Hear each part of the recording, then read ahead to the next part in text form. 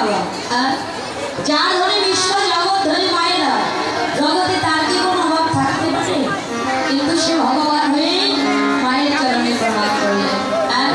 শাস্ত্রে বললে নিজে আচরিয়া ধর্ম জীবনে শেখায় নিজে না শিখিলে কখনো অপরকে শেখানো যায় তো বাবা ভগবান ভগবান হয়ে যদি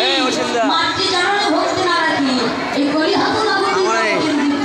ভাল লাগে না একদম ভাল লাগে আর কি ভাল লাগে না লাগে না জন্য জানি না এর লিগে ভাল লাগে না কীর্তন কীর্তন মিলে আর মিলে আছে